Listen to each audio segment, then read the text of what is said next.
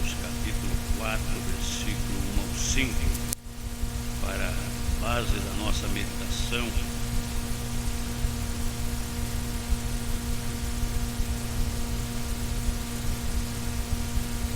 E diz essas palavras: Rogo-vos, pois eu, o preso do Senhor, que andeis como é digno da vocação com que fostes chamados, com toda a humildade, mansidão, com longanimidade e suportando uns aos outros, em amor, procurando guardar a unidade do Espírito e pelo vínculo da paz. Há um só corpo e um só Espírito, e também, como também foste chamado em uma só esperança da vossa vocação. Há um só Senhor, uma só fé e um só batismo. Amém? Podeis assentar.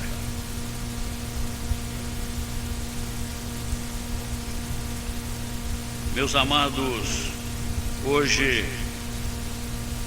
é comemorado pela cristandade no Brasil e possível no mundo, quase que no mundo inteiro, com exceção de alguns países como árabes, que eles não creem em Cristo como Salvador e não conhecem, também não comemoram esta data do nascimento.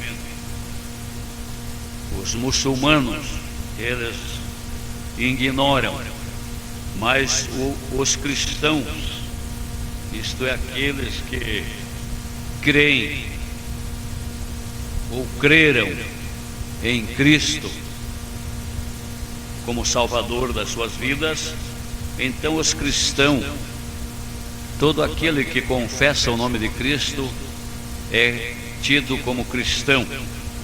Então esses, hoje neste dia, eles estão comemorando esta data das mais importantes, que podemos assim dizer, relacionado com a Bíblia e com o futuro do homem,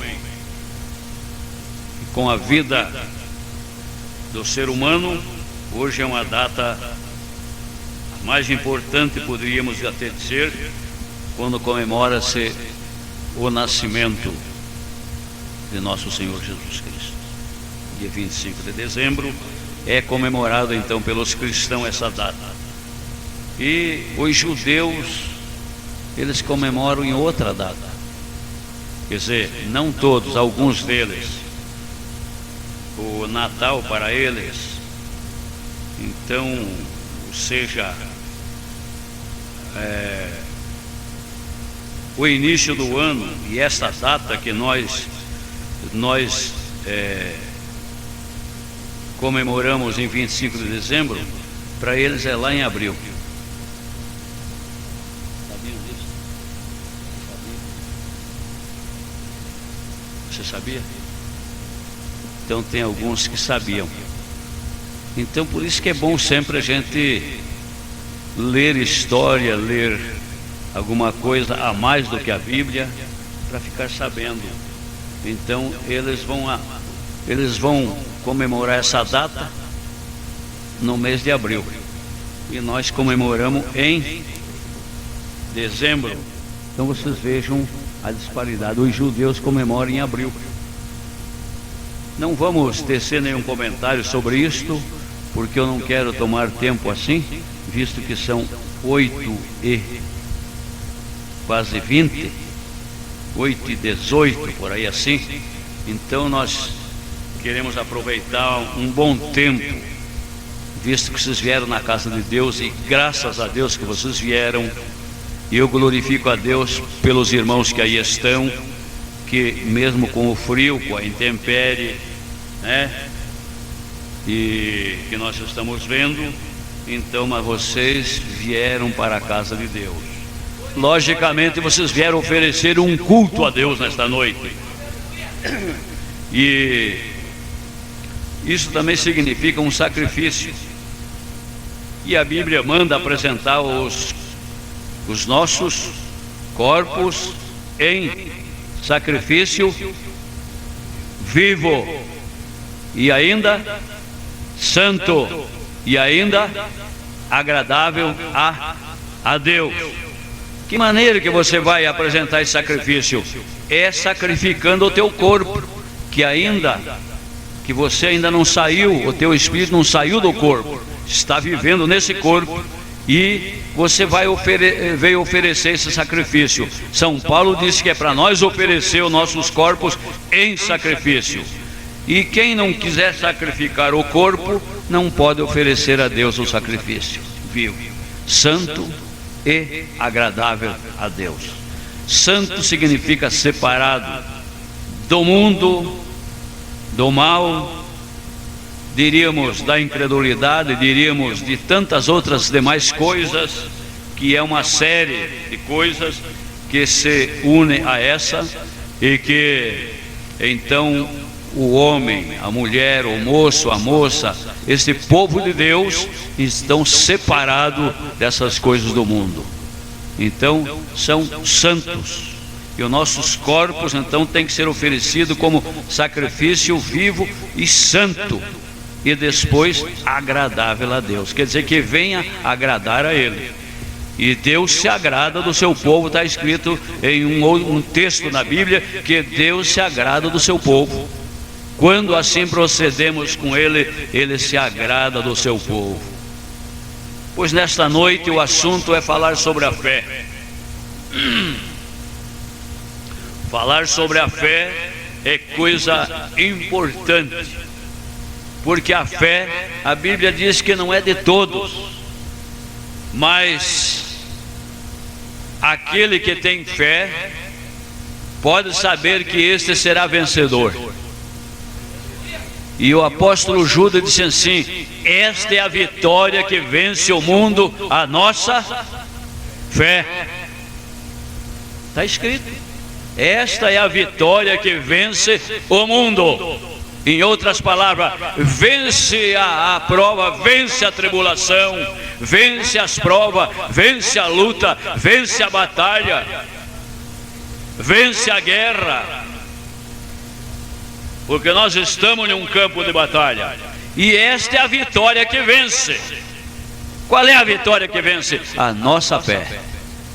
Bem-aventurado é a irmã e o irmão que tem fé para servir a Deus, e que mesmo na hora da dificuldade, na hora da diversidade, como disse o salmista no capítulo 27, versículos, não lembro mais, mas do 4 em diante, mesmo no dia da adversidade, então a pessoa tem fé para servir a Deus. É como disse Jó, né? Ainda que o meu corpo, a minha carne, a minha vida, ela seja espolhada, mas ainda em minha carne verei a Deus, e verei eu mesmo e não outro, mas eu verei a Deus, porque eu sei que o meu Redentor vive e que por fim se levantará sobre a terra. Isso é ter fé. Era uma profecia a respeito de Jesus Cristo, que haveria de nascer na face da terra. O Redentor dele quem era? O Redentor que o patriarca da fé aqui, chamado Jó, estava se referindo, é o nosso Redentor. Quem é o teu Redentor? Quem é o teu Redentor? Pode dizer o nome do teu Redentor? Porque eu digo o nome do meu Redentor. E hoje comemora-se o nascimento dele, aleluia, pela cristandade aqui na face da terra. E o nome do Redentor de Jó e o meu, que também é o teu, chama-se Jesus, nosso Salvador. E ele disse: eu sei que o meu Redentor vive e que por fim se levantará sobre a terra. Jesus não tinha nascido ainda, A profecia de Jó foi, ele foi contemporâneo de Abraão. Jó, ele viveu mais ou menos na época em que viveu Abraão, ou nos dias de Jacó. Ele viveu ali mais ou menos naquela idade, naquela época, que, segundo a revista, alguns historiadores dizem que foi 2.500 anos antes do nascimento de Cristo. Então foi muito antes de qualquer um outro profeta profetizar, né, o nascimento de Jesus, com exceção do livro de Gênesis, no capítulo 3, e o versículo 15, que diz: da semente da mulher levantarei um que esmagará a cabeça da serpente. E quem é esse da semente da mulher que Deus ia levantar um que ia esmagar a cabeça da serpente? Chama-se Jesus Cristo, nosso Salvador.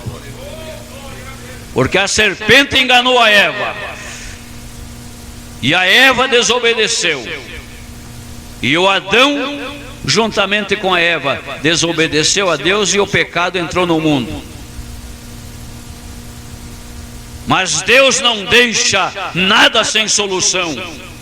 Deus não deixou a sua criatura, os seus filhos, à mercê da sorte. Ele providenciou um Salvador. Bendito seja o nome de Jesus Cristo. Mas para nós, aleluia, acreditar em tudo isso é preciso ter fé. E a Bíblia diz que sem fé é impossível.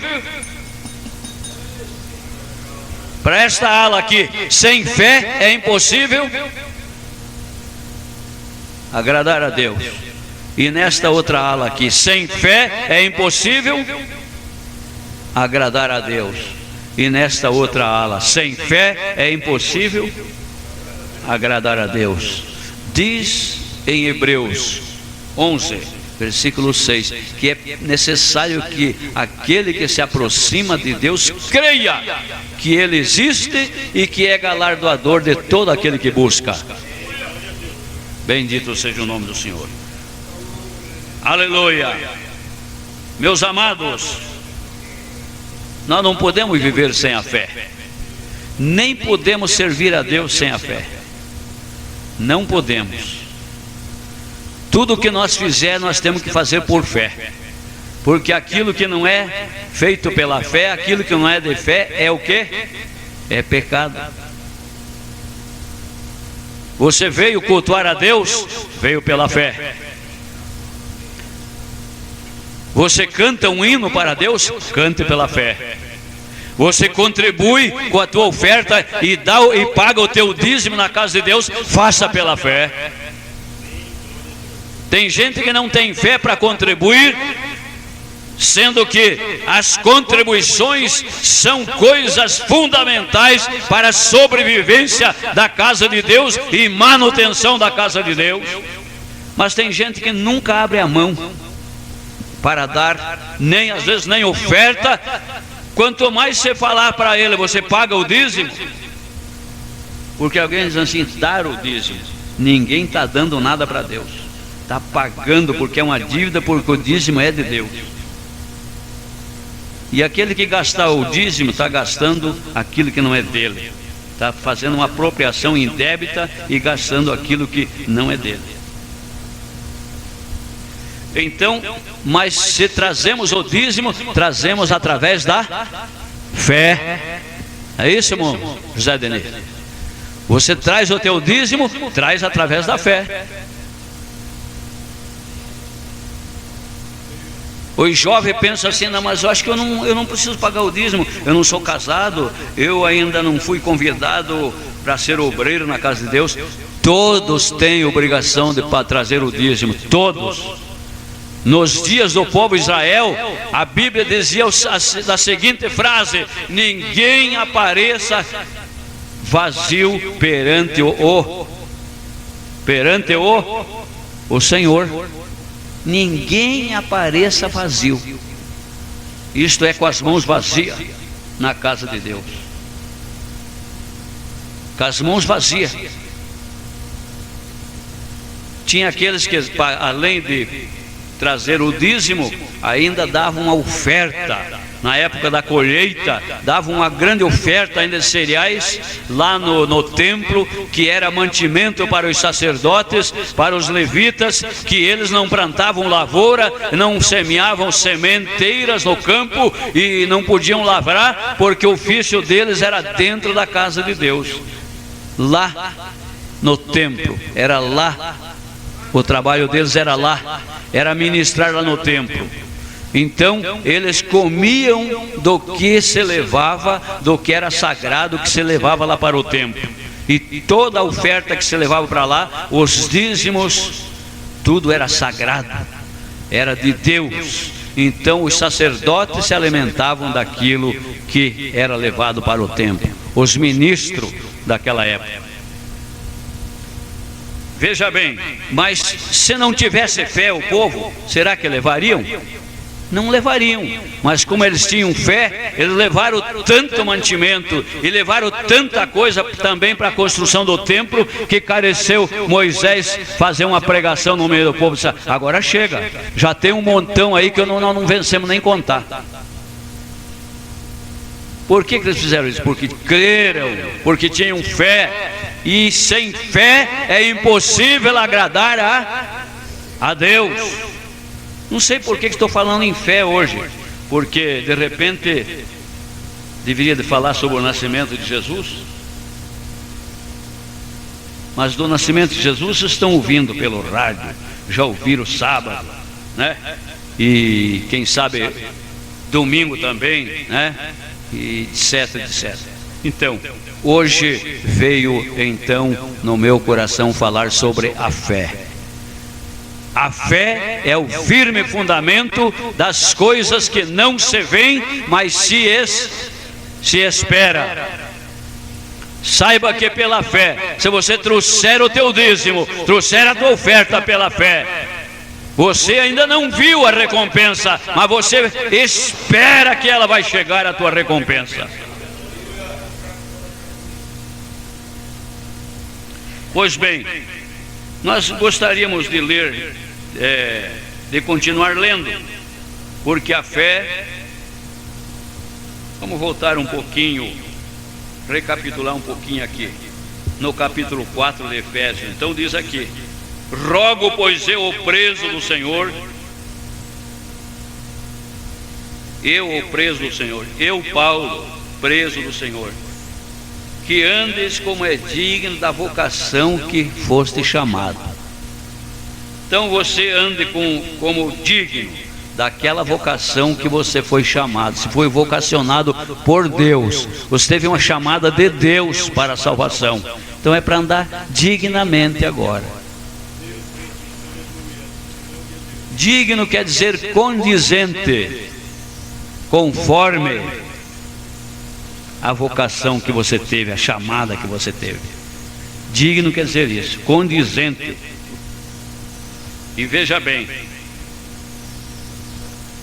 com humildade, com mansidão, com longanimidade, suportando um ao outro em amor.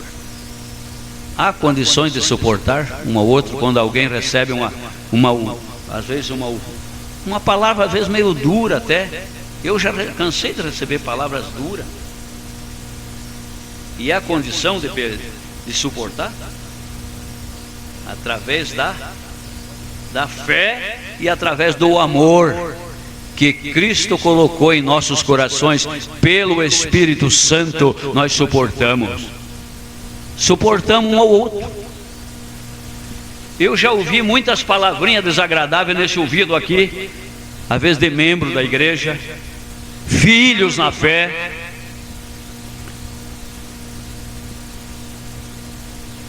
Já ouvi, Já ouvi de obreiros de púlpito, de obreiros de ministério, eu já vi palavras desagradáveis no meu ouvido que ele falou para mim.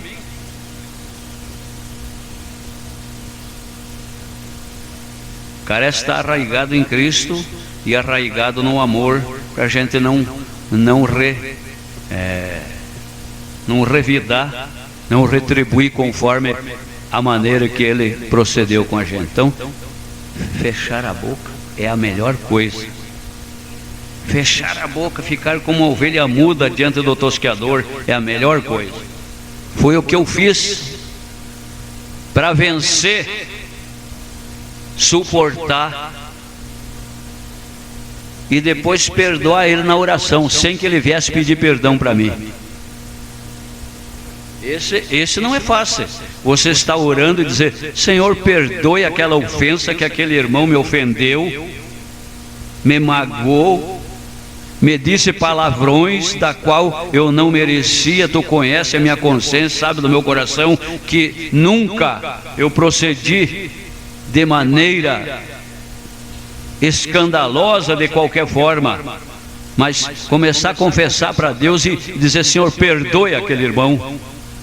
Fale na consciência dele que ele se arrependa disso e perdoe ele.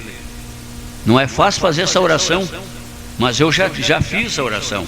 Jesus também dizia lá na cruz do Calvário: Pai, perdoa porque eles não sabem o que estão fazendo. Tinham crucificado o Cristo na cruz, tinham pregado suas mãos e pés lá na cruz, e ele estava ali sofrendo tamanha dor, horrenda dor, cruelmente, inocente, e ele estava pagando um preço dos nossos pecados, e ele sofreu tudo isso. E ainda dizia: Pai, perdoa-lhes porque eles não sabem o que estão fazendo. Porque eles não sabiam que estavam crucificando Jesus. Para eles estavam crucificando um embusteiro. Vocês já leram na Bíblia que eles disseram: aquele embusteiro não venha, né, outra vez querer enganar o povo aí, etc. Fizeram muita censura. Pois bem, vamos falar um pouquinho sobre a fé. E há um só corpo, um só Espírito, como fosse chamado em uma só esperança da vossa vocação, um só Senhor e uma só fé. Para a salvação não tem duas fés. Para a salvação só tem uma fé. Fé genuína, fé sem sombra de dúvida, fé que o sangue de Jesus Cristo, seu Filho, nos purifica de todo o pecado. Fé que um dia Jesus arrebata a igreja e nós entraremos nas bodas do Cordeiro. Fé que o nosso nome está registrado no livro da vida do Cordeiro. Fé que ele veio para, nesta terra, pagar o preço da sua igreja, da sua noiva, dos seus santos que hoje são. Naquele tempo nós não era, tempo da nossa incredulidade, mas hoje fomos escolhidos, fomos eleitos, fomos chamados, fomos vocacionados nesta fé. Aleluia! E esta é a vitória que vence o mundo. Por esta fé nós vencemos, nós batalhamos, nós lutamos, nós guerreamos. Nós dizemos não para o mundo, não para o diabo, e sim para Jesus, através desta fé. Através desta fé nós sofremos às vezes escárnio, censura, mentira contra a nossa vida, calúnia. Eu já sofri calúnia, que foi o caso que eu estava contando há pouco instante. Pois é, mas através da fé nós suportamos tudo, aleluia, sabendo que um dia nós receberemos a nossa recompensa no reino celestial. E quem tem fé para isto, pode dizer como disse Paulo: combati o bom combate, acabei a carreira e guardei a fé. Se não guardar a fé, ela se some também, viu? Como é que está a tua fé? Como é que está a tua fé? Temos 35 minutos para nós meditar. Como é que está a tua fé? Ela existe ou ela já desapareceu? Ela está viva ou ela está meio morta? Ela está genuína ou ela está balanceando, como dizem por aí?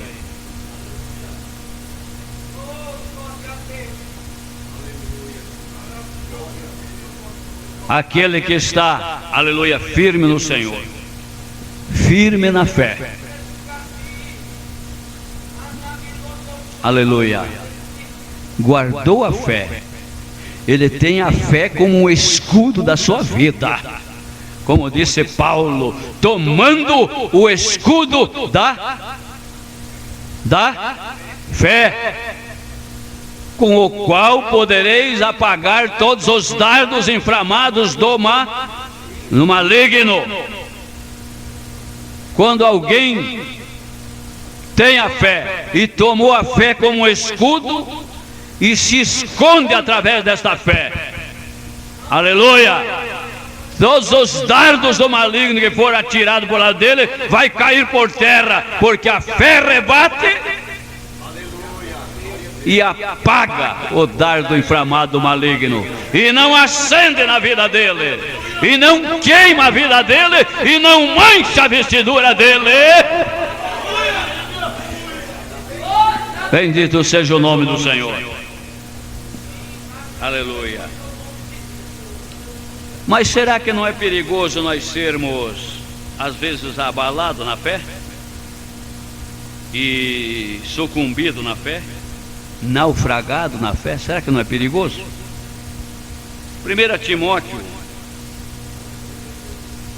1, 18 e 19. Depois outro irmão vai ler mais para frente, eu vou citar o versículo para ler. Quem vai ler? 1 Timóteo 1, 18 e 19, por favor. Obrigado. Então eu fiz uma pergunta de início: será que não é perigoso a pessoa naufragar na fé? Hein? Desvanecer na fé? O que é desvanecer, irmão Ayrton?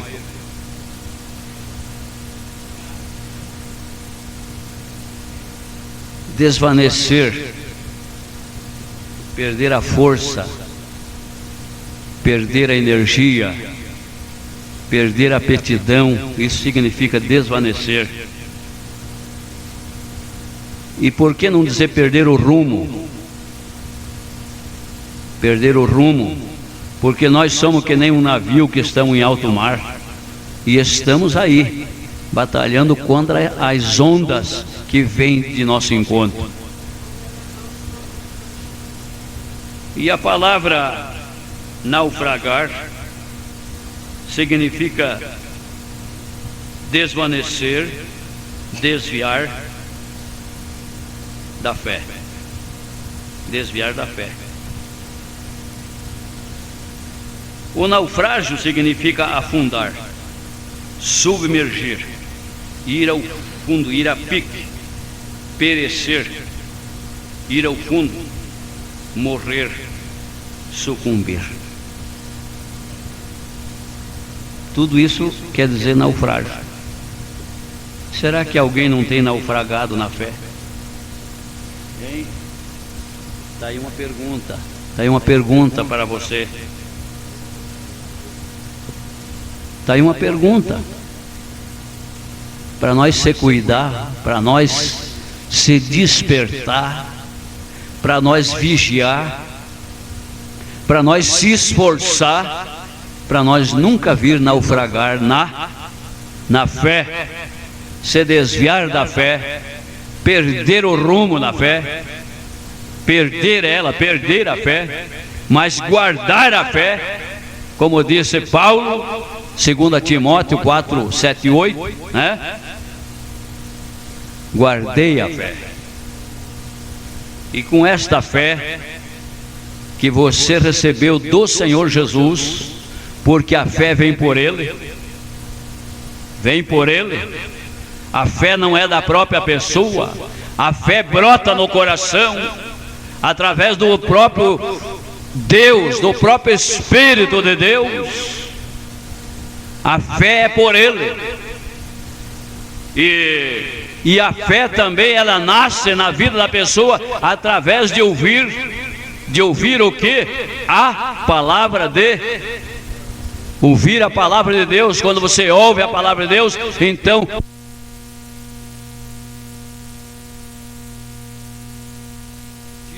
que essa fé venha crescer.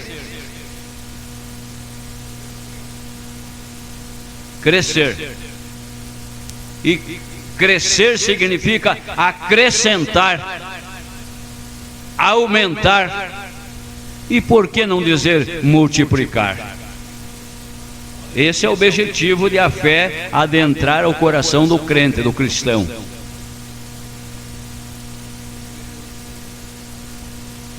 Agora, para que ela permaneça ali, tem que ter bastante cuidado, tem que ter disposição para segurar ela, não perder ela, guardar ela, fazer dela o teu escudo.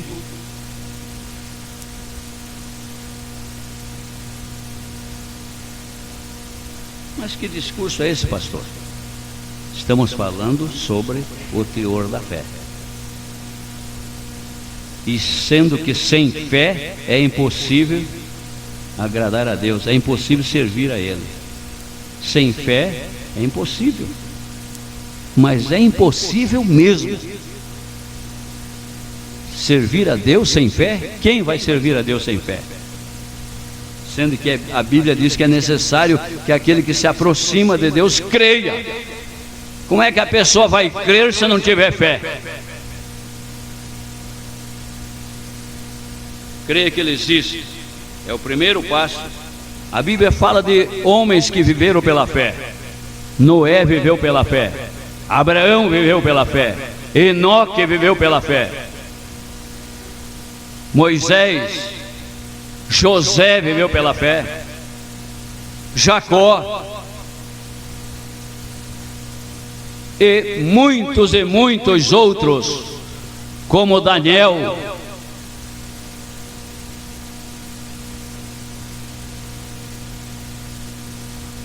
Como fez menção de Raabe. Toda essa gente viveram pela fé e serviram a Deus pela fé. Sabe por que eles passaram o sangue na verga da porta naquele dia quando mataram o cordeiro e apararam o sangue numa bacia e colocaram o sangue na verga da porta?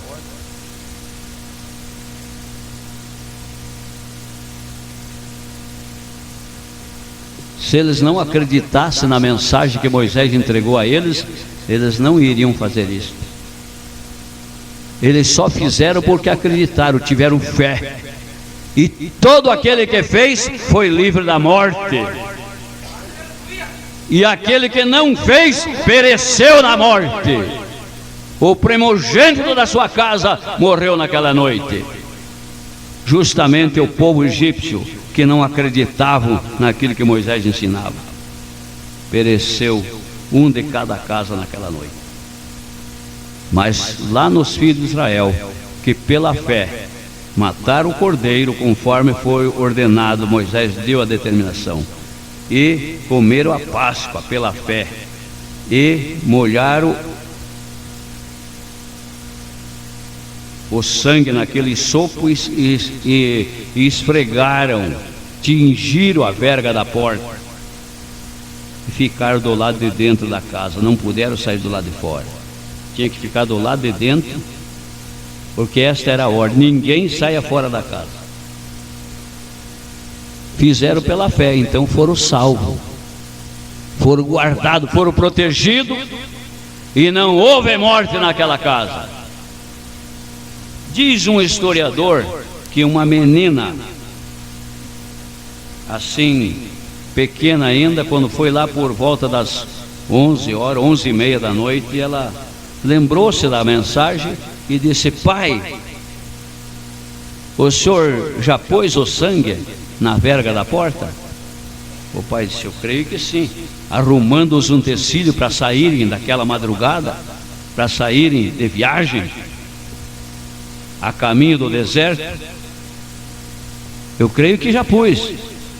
Mas deixa eu dar uma olhada. Foi lá dar uma olhada, não tinha sangue. Ela correu para o seu pai e disse: pai, não tem sangue na verga da porta. E ela era a primogênita da casa.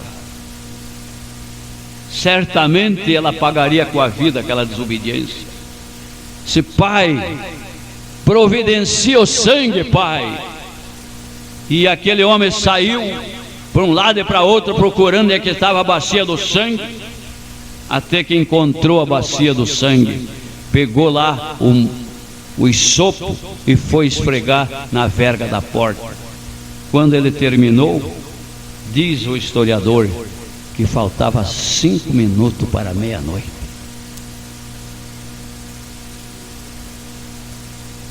Mas estava salvo. Não haveria praga de morte naquela casa, porque ainda antes de passar o anjo da destruição, o anjo da morte, ele passou o sangue na verga da porta. Aleluia. Meus amados, eles fizeram pela fé, e sem fé é impossível agradar a Deus.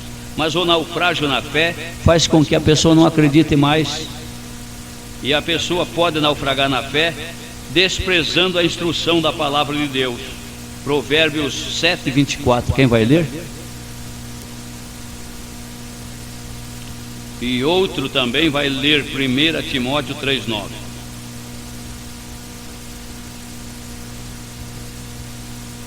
Vamos lá, irmãos, ajudem. Acharam? Levante e leia.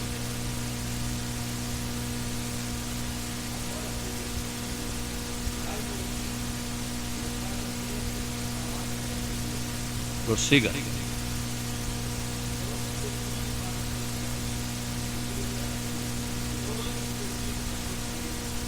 Obrigado. Agora quem vai ler? 1 Timóteo 3:9. Obrigado. Primeiro,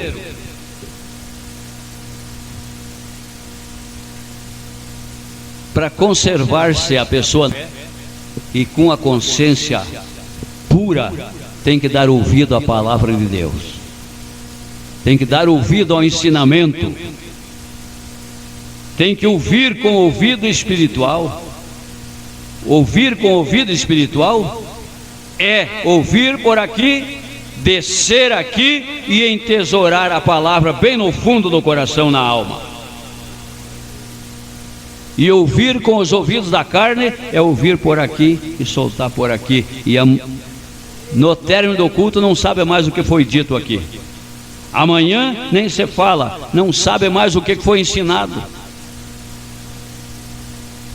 Isso significa ouvinte esquecido. E Santiago diz que não é para nós sermos ouvinte esquecido, mas fazedor da obra, cumpridor da palavra, quer dizer, obediente nela.